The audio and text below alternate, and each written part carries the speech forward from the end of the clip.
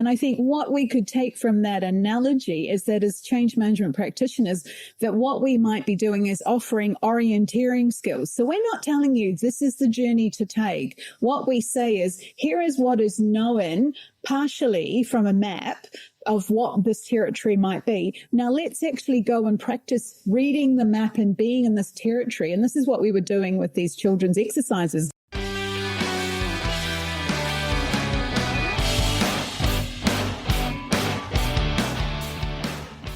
Welcome to the Inner Game of Change, where we explore the thinking that shapes how change really happens in the workplace and outside.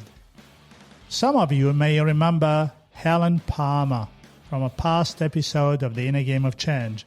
It was a conversation that stayed with many listeners because of its depth and humanity. Helen helps people learn so something different becomes possible. Her work spans change management, organizational design, learning, and knowledge. And right now, she's living the very thing she speaks about, returning to her homeland of New Zealand after nearly 3 decades away. This conversation is not about certainty. It is about how we orient ourselves when certainty is not available, how we stay open, how we exercise judgment, how we move forward without locking things down too early. Helen speaks about uncertainty not as something to manage away, but as a space to stand in with care, curiosity, and confidence. This is orientation and uncertainty.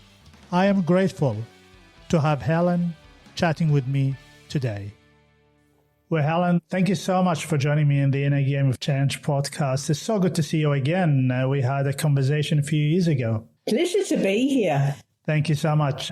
Helen, I want to ask you really the first thing that comes into my mind. What has been occupying your thoughts recently around learning and change? That's a question that's multi-layered. One thing that's happening in my personal life, and often I think what happens in our professional life is informed and affected foremost by what's happening in our personal life. So my husband and I decided that after 27 years of not living in New Zealand, we are returning to live in New Zealand. So I'm in the headspace of what it actually means to leave a country that you've been living in as a foreigner. And for those who weren't aware, I'm originally from New Zealand, and return to a country. And in my own personal change management of what it might be like to return to that country, there are practical things that are happening in terms of selling a house and packing up goods. There's a cultural element that's happening where I'm paying attention a little bit more to what's going on in New Zealand and what might I need to unlearn or relearn about my home country as I leave living in Australia and return to a New Zealand society. There's a social aspect in terms of what is going on socially in the society of New Zealand compared to Australia. And there's even a professional layer in terms of what will I be doing when I go back to New Zealand. And I'm seeing this almost like an era, as an ERA, not ERROR, an era change that I'm moving into. So multiple layers going on there. It is a typical change management sort of journey. I always focus also on another aspect, which is impacted. Your relationship with your husband all of a sudden becomes, it takes a different form. It goes into mechanics and planning and who is responsible about what and all of these things, which we see in the workplace all the time when there's actually a change. It creates this beautiful tension because all of a sudden we're all looking at making sense of the change and what am I supposed to be responsible for? Well, something I learned many years ago and I've come to appreciate is known as the fundamental attribution error theory. And it comes from the field of psychology in that we can hold a view of, I know Ali. Ali is this. And under all circumstances, Ali will be that. And there's a kind of certainty in that. Well, in fact, that's not the case of what it is to be human. To be human is there is maybe a core of who we are. But beyond that, we're incredibly malleable about who we are. So I've been married to my husband for 33 and a half years. And you might think, oh, Helen's got it down. She knows Robert really well. But I know Robert under certain conditions. Yep. And so I do know him a little, like, what's it like? What's Robert like under the conditions of making a big decision and moving house or moving country? And there's something that comes through in his personality. But I also have to hold a level of, I'm going to call this positive uncertainty, in the sense of don't lock him in to that version of him, because that was many years ago when we last moved a country. He's evolved, I've evolved, the situation around us has evolved. So keeping an openness to who Robert will be under these circumstances. And if there was advice that I was giving people, and it comes from a quote from George Bernard Shaw, who talked about the only person who really understood me was my tailor, who took my measurements and knew every time they saw me. And I found that a really good piece of life advice, and that don't think, oh, because I know this person, I know what their reaction's going to be, I know how this is going to work, I know what the relationship and how we're going to play this out. Actually, don't make that assumption. Ask the questions. Okay, so I know you well, Robert. We're making this decision. What is there that I might need to know? And sometimes if I ask him the question, he's like, oh, I don't know. You know me. And it's like, okay, maybe he needs to do some work to reflect on who he might be and what his needs might be in this evolving situation. And remember, there's going to be an impact when you move completely and you complete the moving stage. There will be impact on the people around you, so proximity will play a big role. Also, you're going to move into a new context, in New Zealand, and your relationship and everything else will be you will be living your life in a completely new context. Is that how you see it? Interesting you use the word there, role, and I know you've had Joan Lurie on your podcast before. I'm very informed by her thinking of systemic roles. So yes, there's a role that Robert and I play that on one level, we're spouse to each other. We're also playing the roles of that we're business partners. And when we go back into a New Zealand context, we're going to be around family again. So there's this other role that we'll pick up in terms of sibling. Yes. And so that role, which has been in the background, is going to come to the foreground. I happen to be the oldest child in my family. So I'm anticipating that in the context of being more closer in proximity to family, such that family events and things that are going on, Helen can maybe pick up her role again as the oldest sibling and what's expected there. And for Robert, he has one father who's still alive, and as his mother has passed, there's an expectation in terms of the role he will pick up of being a more hands-on sibling.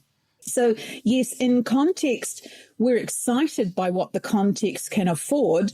We're also aware that it's been 28 years since we inhabited the role of being the sibling who was close by, and that people often, those of your listeners who may have had the experience of moving to another country and coming back, it's often the ones that have moved away that there's kind of a sense like, whoa, you've had this big, exciting experience, whereas we have just stayed here and life has just continued the same. But life hasn't continued the same for anybody. So I'm fully aware I'm not stepping onto stable ground. I'm stepping onto shifting ground. And so I have to anticipate, who am I and which parts of me that have been evolved and have come out in the last 28 years that I want to preserve, but also which parts of me are quite malleable.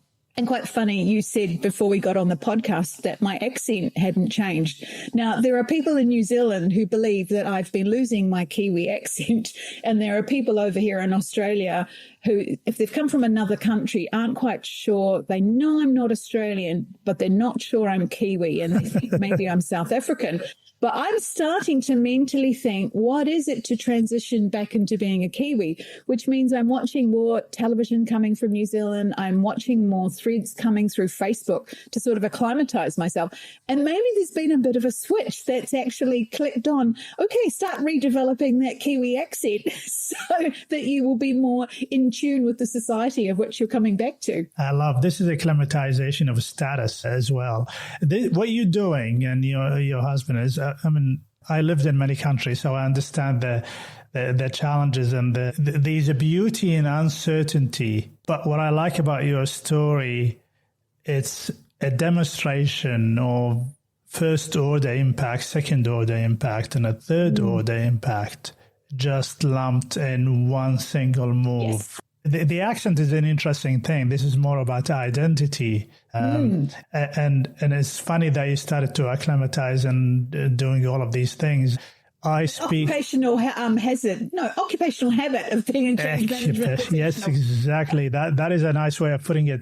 I am going. I used to speak fluent Arabic. That's where I am from, and planning to go back in September after 35 years. I don't speak it. And I'm very nervous that I can understand it, but I can't speak it. So I'm going to follow your advice and go into a reclaim my identity camp maybe 3 months before I travel. So I can't be looked down upon from, with my relatives and friends, and people will be saying, you've lost your language. How dare you lose your language? Or you've been almost westernized, and, all of these labels that people can put on you. Well, congratulations. I hope everything goes well, and hopefully we can get together at some stage in the future, and then we'll see where you are. I want to shift gear, Helen, and I want to talk about the current status of change and learning in the age of artificial intelligence. Mm-hmm. What's your take? What's your observation so far?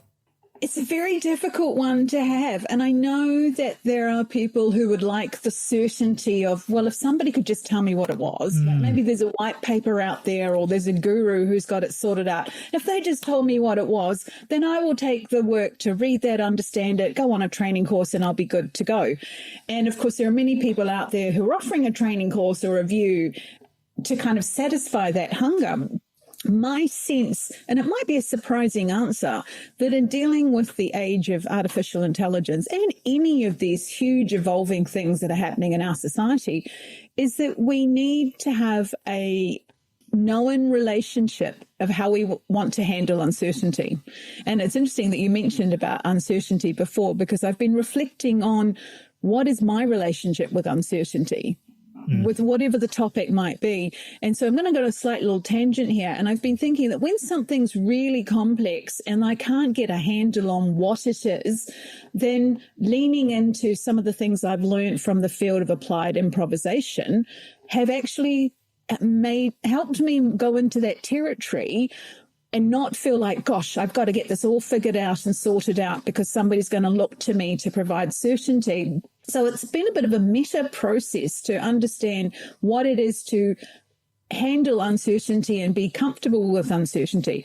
And I've been quite surprised, but there are some parts of my life where I don't want uncertainty. And if I just refer back to the move to New Zealand for a moment, like I don't know what I'm going to be doing in the future. And part of that future question is around, well, who knows what roles are going to exist with artificial intelligence? And so there's a part of me that's playing a kind of waiting game of let's do some learning, listen to some people that I believe have a good view on this. And one person I can recommend to your listeners is a guy named Ethan Mollick in the US, and he has a Substack called One Useful Thing.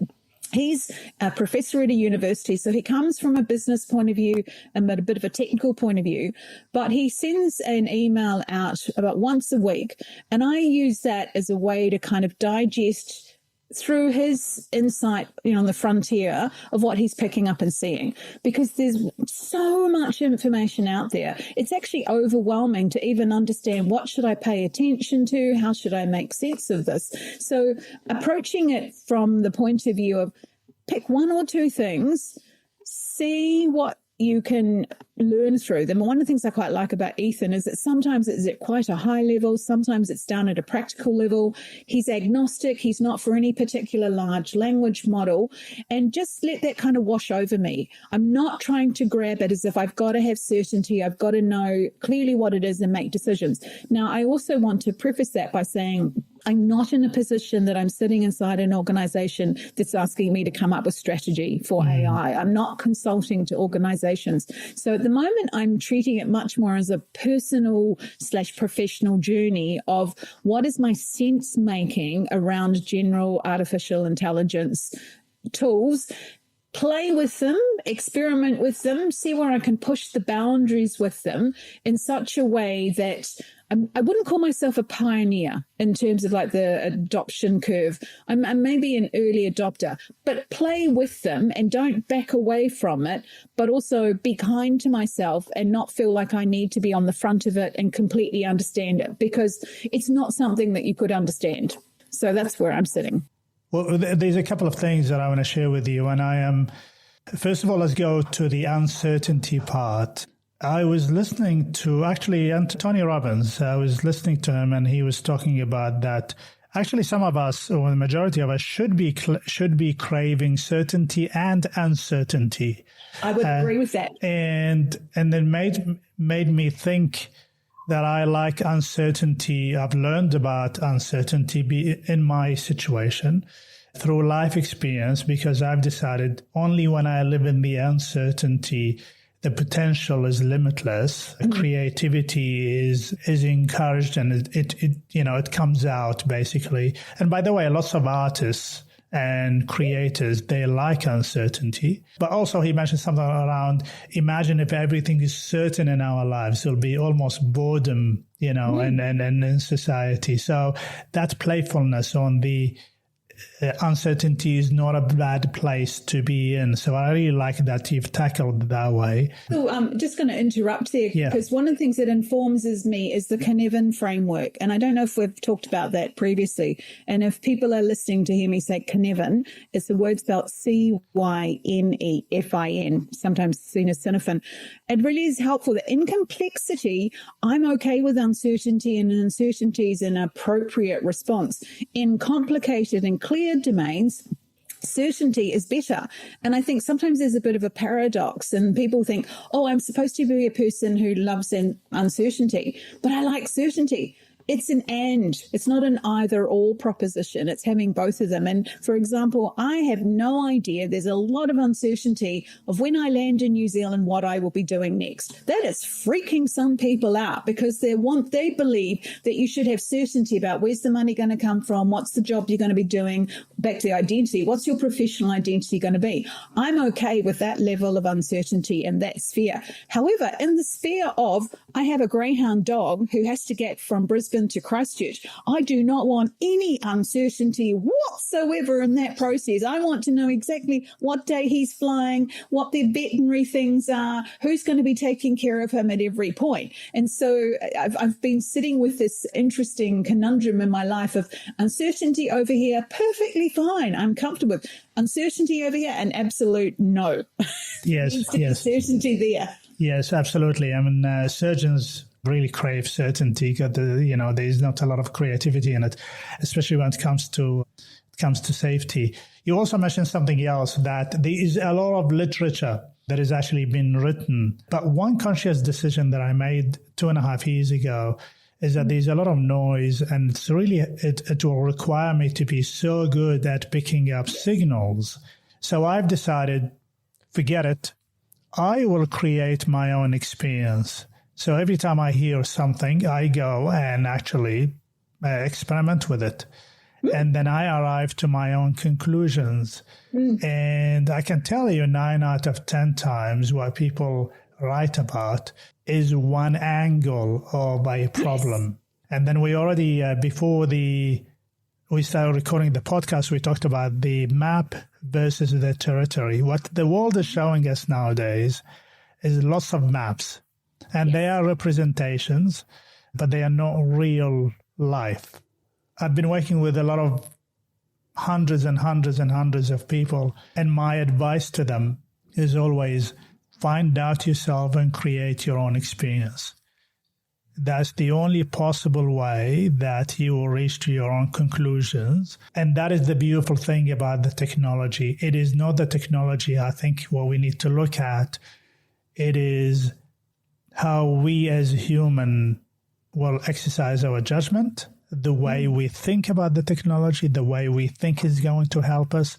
For example, somebody appreciates speed. If that's your value, then that's fine. The technology will give you that. However, the technology can give you more than speed. Wouldn't it be great to actually find out what that is? You used a phrase in there, exercise judgment. I think that's a really important skill, whether it's judgment, discernment, critical thinking, both from the point of view of any field of knowledge where there's lots of voices telling you what's going on, that the kind of things you should be asking is, okay, so who is saying this? Why are they saying this? What might be their agenda or their motivation to share this information with me? And we're living in a society now where a lot of people are pushing a message because it serves them, because it means selling their course or selling their services. And that's not a bad thing, but know that that's where they're coming from. And one of the reasons why I quite like Ethan Mollick is because he's coming from a position inside a university. He did write a book at one point, but that, you can choose to read the book or not. But there's not a sense of like he has an agenda that he's pushing in from the point of view of, you need to buy my course, or this is one point of view.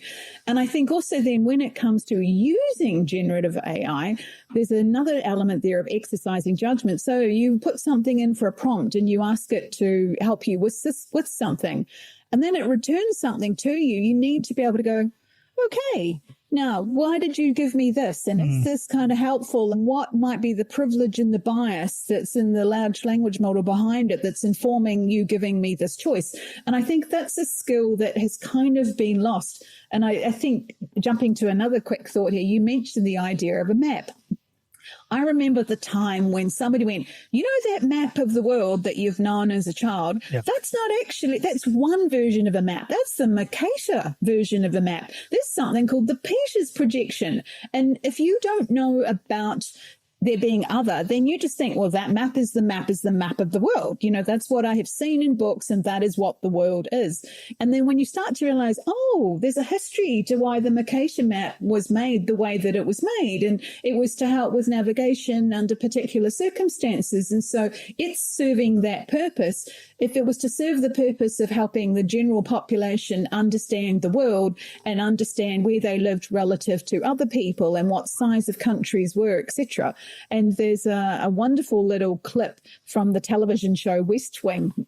I don't know if you ever watched that show, but they had some people come in who were trying to make a case to the American government to drop the Mercator projection of a map and go with another one. And people were like, why? Why should we change it? The world is the world. And they went, no, because this map disproportionately represents these countries, which of course then you make cultural and social assumptions about those countries being smaller or weaker or wherever they're positioned to each other, a threat or not a threat. And you start going, wow, something as simple as a map has actually got huge cultural implications about how we're interpreting and understanding it. Absolutely. This mental model, I'm trying to remember the person who's coined this, the map is not the territory. It's a mental model that I've adopted and I love and ask people to go and find out. There's also pleasure in finding out yourself. There's this good feeling that I figured it out myself. The other thing that I want to mention, and then to anybody listening to this podcast, that all knowledge is in draft mode about AI. Anybody's writing anything, they've only learned one part of it. In 10 years' time, we'll really understand the impacts of this, but we are nowhere near that. Now, the people that experiment a lot and they go to the territory and then they find out, they will be the ones that will be slightly ahead of everybody else understanding the impacts. And therefore, they can, obviously, if you're a professional living in this space, that can be a value add. I've been living in this space deep into the rabbit hole. I call it the AI rabbit hole for 3 years now, just immediately after ChatGPT was released. And I advise people now on how they send me their agents, and I actually advise them if it was constructed, not technically, but does it have a charter? Does it behave? Is supposed to be behaving? I mean, can you believe that I advise people on it now? I actually I catch myself sometimes being surprised about how much I've known through the trial and error myself. Yeah. And finding the joy in thinking, oh, that actually works, or maybe if I do that. And so that playfulness and the experience spirit. But I want to share with you a story. You probably know that. And I think it carries the spirit of today. In 1825, I think George Stephenson created the first locomotive, the first train, and in England. It was designed to carry goods and coal and all of that. And then he and a couple of other people thought, wouldn't it be great to actually, that some people would get on the train. So he created one coach, one passenger coach with a handful of seats. And guess what he called it? He called the coach or the carriage experiment. He actually left it open and say, if people want to join in on the passengers and they can pay a fee, they can get on. But in his mind, it's like, will this really work for people? And that was the spirit in 1825. 200 years later, we are in the same space. Is that have a go, experiment, and see what happens. And I thought, when I came across this story a while ago, it was just an eye-opener for me in regards to no matter how deep we go into history, the human need is the same. Go in there and explore and experiment. Stay with us. We'll be right back. Want a candid look inside the boardrooms of community banks and credit unions? On the Balance Sheet from Darling Consulting Group brings you unfiltered conversations with bank and credit union presidents. We tackle the biggest trending topics in banking, key industry issues, and the economic landscape. Listen to On the Balance Sheet on your favorite podcast app or at darlingconsulting.com.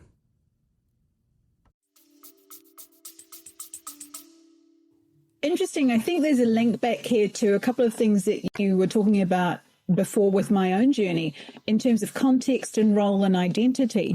I think there are some people like, oh, my identity as a human is so important, I shouldn't use artificial intelligence. And I think, what if your identity shifted to, I could be a person who partners with artificial intelligence? So then it's like, okay, so my context would be, well, let me try that. I don't have to be the expert. I don't have to know everything about it, but I can try something. And to your point about how far might you be knowing something, I sometimes use as a point of reference, and apologies in advance to my sister in New Zealand. She lives in a rural part of New Zealand. She didn't go past high school education. She's a very street smarts kind of person. But I don't think she will have touched a generative AI tool at all. And so I kind of look at her as a point of reference of somebody who knows almost nothing. And therefore, where am I relative to that? Well, I'm a long way from that. So I look like a jolly pioneer compared to her. But then you look to other people out there in the world who are trying things and I'm like, whoa, I'm such a novice compared to them. And I think that's always going to be the situation with something moving as fast as AI. So I embrace that fact that part of my identity is I don't know that I'll ever be a pioneer / expert in this. I'm always going to be a novice in that. And if I approach it with that openness of let me go into context, looking and being curious and being playful, I might learn something useful. There's a kindness in that framing for me, in that, yes, from a professional point of view, there may be a need to kind of get on top of this or have an appreciation for it. And I really like your way of doing it from the point of view of, at any point in time, all I could say is, here's what I have done in these contexts, performing this role, and therefore these are the insights I've come out with, which I can hold true to as kind of my testimony or my witness in the world about AI. I can't say, oh, I'm the greatest guru and you should get me come in the organization and I'll help you figure out your AI strategy. Unless I was actually, and back to your point about the map and the territory, unless I was actually in the territory on an executive board with playing with other executives who are trying to understand AI, I don't know that I could be a useful advisor. I might come up with some useful questions, but in terms of advice advising an organization on what its AI strategy should be and how it should do these things, I'm just very mindful that any advice that anybody might have, you do need to cite it. In which context were they gathering this advice? What role were they playing? What insights might they have? Because that bounds the scope of what they're knowing and the applicability. And it's a bit scary how many people just kind of want to say, oh, I've got the corner on the truth and it should be universally applied everywhere. And nowadays I'm like, yeah, be careful with that. Yes, be careful with that. And it's actually a privilege to be even in a position to advise anybody. But one thing that I've started doing over the last year and a half is that when people ask me, and I run workshops and I engage with the clients, and I always ask them, the focus is not really on using the tool. That's a given. You can use it. But the focus is, how can the tool help you provide better value for your customers? Because all of us are in the service of others. But also talking about the identity, the technology knows a lot. And this is why a lot of academics and, majority of them, the majority, I should say, especially from my experience, there is a hesitation around it. Well, because the first thing is that an academic relies on their long years of knowledge. And this capability can give you that knowledge outsourced from anywhere you want. So that's immediately a direct threat to your identity. I was going deep into what that identity threat would look like. An academic will be thinking something around, well, I'm not going to use it a lot because then I'm saying, what is my identity? Because it all revolves around knowledge. Whereas a student, they don't have a lot of identity now. They haven't shaped it yet. And then therefore their thinking will be slightly different. Is that the identity that I want to create now? Which takes me to the question around, do we as people living in the space of learning and change, there's a double impact. We are being impacted as professionals, and our stakeholders are being impacted at the same time. And I find ourselves, my advice is that maybe you need to go a little bit faster than your clients. Maybe this is the golden age for us to actually be the advisors and the influencers and having a real seat at the table. Maybe this is a historical moment for us. I think it is. And I think, again, I speak to another meta skill that I think is necessary, and that is how to challenge assumptions. And you mentioned, again, identity. And I had talked about the Mercator map, that when I saw that, it's like, well, a map's a map is a map. Why should there be any question? I think so many people have had an experience and learned things, and they think that, it's a curse of knowledge kind of thing, that once you've learned it, you think, well, now I know. And it's like, there's not necessarily a sense of but what is there I don't yet know? What is the unknown that I'm overlooking? What is the other possibilities? And I remember reading this little practice that you could do in terms of challenging assumptions. And it was partly designed from an innovative thinking point of view, but it's a great little practice to open up your mind. And it was saying, so what is a restaurant? The identity of a restaurant, most people would say, oh, well, that's a place where you go to pay and eat food and sit at a table. Okay, so what if the restaurant wasn't a place that you paid for food? And people kind of I think maybe you're not quite understanding the concept of a restaurant. And so we could play an analogy here so a change management practitioner is X. And if a change management practitioner didn't do that, or had something else in there, would they still be a change management practitioner? And some people might go, oh, no, that's not the case at all. And I think there's a question where you might say that sort of as the community of practice, what is the professional change management practitioner?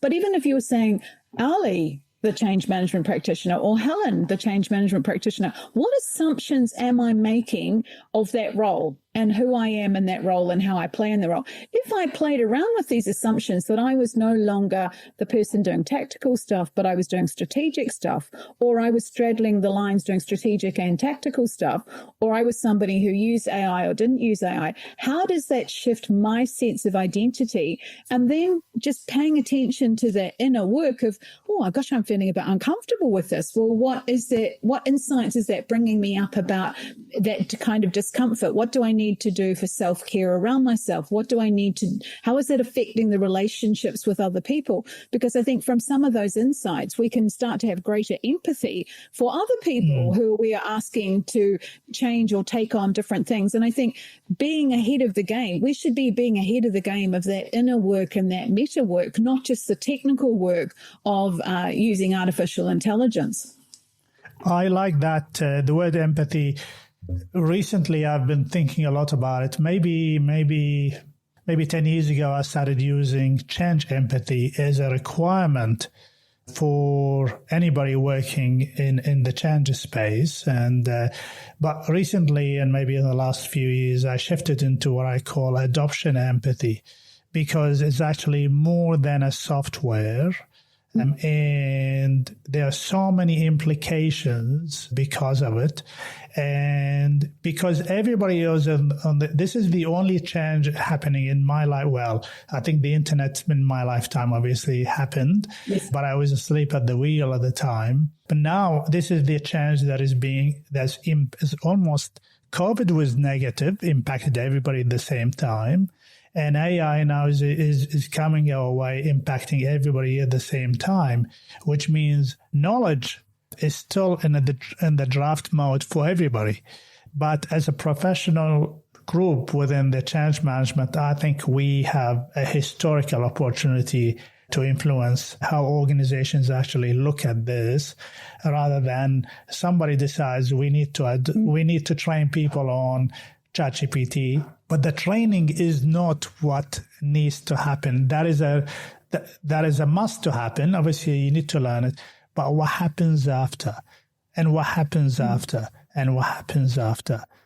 Something that's come to my mind, and it's weaving a few thoughts there about, the map. You said we're on the same page. A few years ago during COVID, I took a role as an activity instructor at a children's adventure camp. And one of the things that I was teaching was orienteering skills.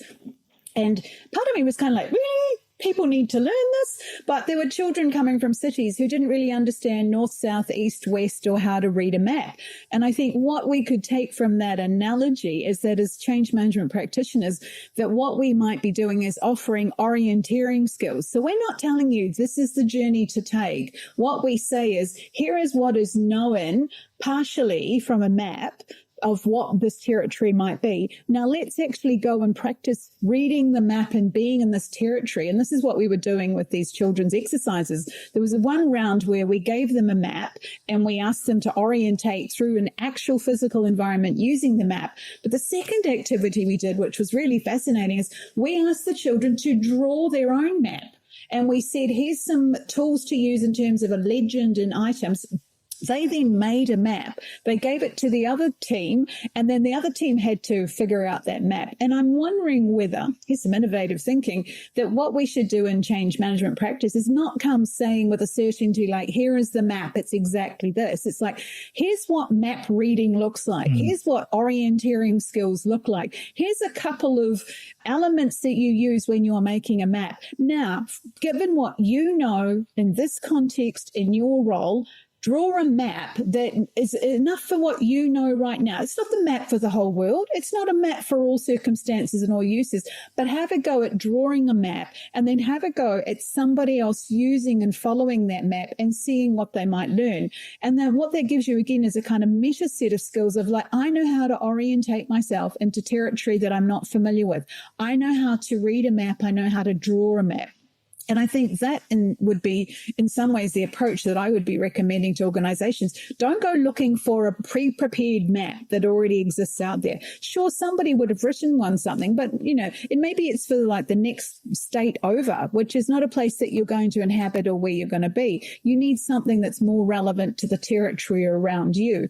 And I think that's part of that conundrum between the certainty and the uncertainty. And I think you can have there's a degree of certainty in that there may be a map-like thing, and on the map-like thing, it will tell me that that's what a tree looks like and that's what a valley looks like. But in terms of what gets put on there and then how we actually traverse through it, it's kind of holding lightly to, we just drew a hand-drawn map. We didn't turn it into organizational strategy. We just came up with something that was good enough to get us moving in the territory.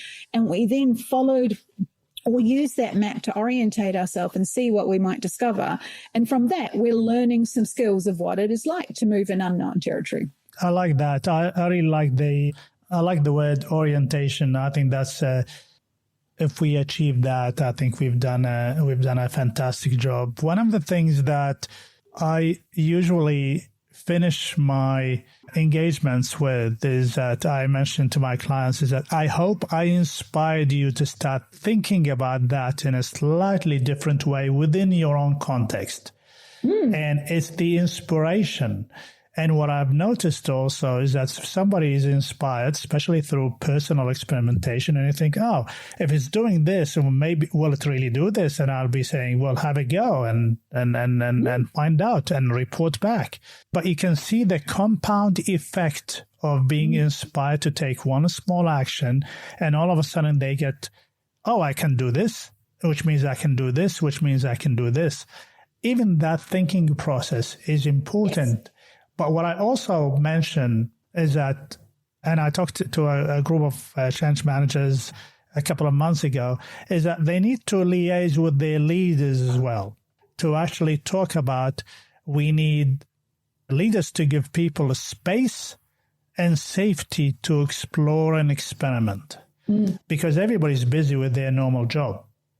And at the same time, we talk to individuals, team members, and we say, find a way to give yourself the permission to find out yourself. Find a way. Maybe you negotiate with your leader. Maybe you demonstrate why this is important.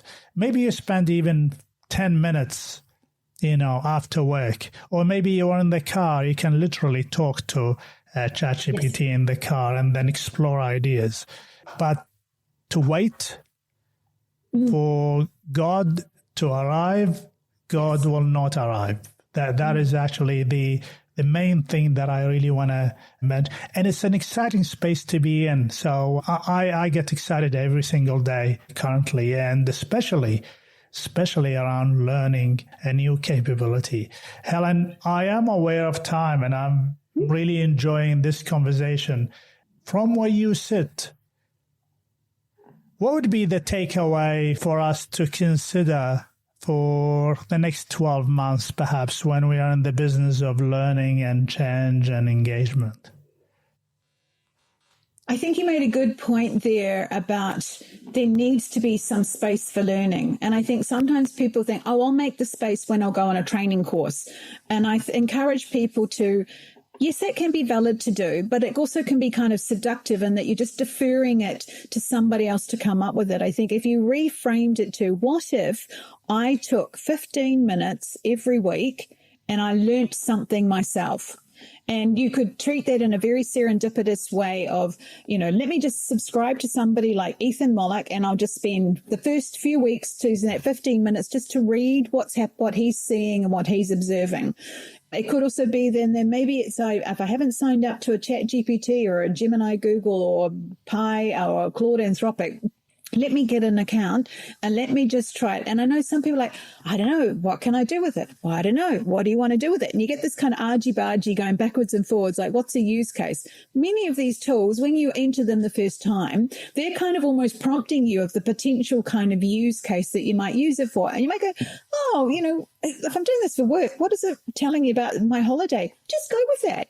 just go with it and see what you might learn. And one of the things I've been quite persuaded by, Ethan Mollick talks about, you need to spend 10 hours with any particular large language model using it to get a feel of it. It's not like its personality, but you'll find different quirks. And so I think you need to be investing time, but it can be small amounts of time. I often think about how when people say to me, gosh, Helen, you're really clever with Microsoft Word or PowerPoint. What's the course you went on? There is no course. And what I have had is this approach over the years was like, okay, I'm doing this thing right now, an actual task.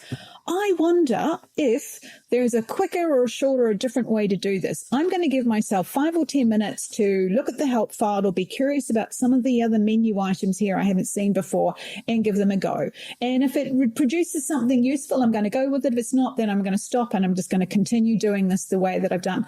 Over time, you talk about cumulative. I've now developed this very sophisticated use of Microsoft Word. And some people are like, where did you ever learn that? And it's a bit of a combination of, I was in a moment, I had a need, I got curious and thought, what if there was something here that could help me? No certainty that there was going to be something there to help me, but having that sense of curiosity and I wonder if, but time boxing it, because yes, we've all got many things going on in our lives. We don't necessarily have the cognitive space. And if you can carve out a kind of 15 minutes, the cumulative effect over a year. And it's not just at one practical level, the skills or knowledge you will acquire. There's a kind of higher order there of it sets you in a good space of curiosity and wonderment of entering territory that might be unknown. And I think that gives you a meta skill that sets you up even more for what might come next. I love that. That meta skill is what's going to carry us forward, I think, in the next couple of years. And it's going to be also of service to our clients. Helen, it's so good to have you back in my podcast. Thanks. And I just want to end with congratulations to you and to your husband and your dog. Safe change of space and change of country. I think you said 3 months away. Yes. Yes. I'm counting down. You're counting down, yeah. And I think I really like and I respect, and I find pleasure when I hear stories like yours, when people make those brave decisions. You know, there would have been so many nights of discussions and then all of these things, and then you arrive to these decisions. But you are going... orientation to life, Charlie. It's an orientation to life. You are... By design, you are opening a new chapter in your life. Absolutely. And I really respect that. I hope I can get you back, Helen, into maybe 12 months' time and see where you are once you settled back into the country of the white clouds. And how would people get in touch with you and contact you? They can reach out to me on LinkedIn. I would send people to the websites, but as part of this whole transition, I'm shutting down different websites and moving things around. So that's a space of uncertainty right now that I can't point you to. But the more certain space I can point people to is my LinkedIn profile. Now, we're going to put all the information in the podcast info. Helen, until next time, stay well and stay safe. Thank you. Love to be talking with you again, Ali. Thank you. Hi there, listeners. This is ChatGPT, and I recently have started to add my reflections to Ali's inner game of change. I wanted to share a few reflections on this conversation with Helen Palmer, because it is one of those episodes that works on 2 levels at once. It is deeply personal and quietly strategic. What stood out first from Helen was her framing of uncertainty. Not as chaos, not as risk, but as a space that can be entered with judgment. Her idea of holding positive uncertainty about people, about identity, about the future is powerful. It is a reminder that change is not just about moving systems. It is about not freezing people into who we think they are. That insight alone has big implications for leadership, succession, and culture. Helen's distinction between where uncertainty is acceptable and where certainty is non-negotiable was another highlight. Her example of being comfortable with not knowing her future work while demanding absolute certainty about her dog's travel is a practical lesson in discernment. In business terms, this echoes the Sinafin framework, which reminds leaders that different contexts require different responses. Complexity invites exploration. Clear domains demand precision. Confusing the two creates unnecessary anxiety. From Ali's side, what came through strongly was his insistence on judgment over borrowed certainty. His push for experimentation rather than outsourcing thinking to experts is a direct challenge to how many organizations approach artificial intelligence and change more broadly. Ali keeps returning to the idea that knowledge is in draft mode and that capability comes from lived interaction with the territory, not polished maps. That map versus territory idea has a long lineage. It connects back to Alfred Korzybski and even earlier cartographic debates like the Mercator map versus the Peters projection. Maps are useful, but only if we remember what they are. Representations, not reality. Helen's orienteering metaphor builds on this beautifully. Change leaders are not there to hand out perfect maps. They are there to help people orient themselves while the landscape is still shifting. There is also a quiet historical echo in this episode. Ali's story about George Stephenson's experiment carriage in the early days of rail travel is a reminder that experimentation has always accompanied major technological shifts. People did not wait for certainty before stepping onto the train. They tried, observed, adjusted, and learned. Taken together, this episode is really about becoming someone who can stand in uncertainty without rushing to closure, becoming a leader who designs space for exploration, becoming an organization that values judgment, not just speed. If there is one business takeaway here, it is this. In times of profound change, the competitive advantage does not come from having the clearest answers. It comes from having the strongest orientation. That is the inner game.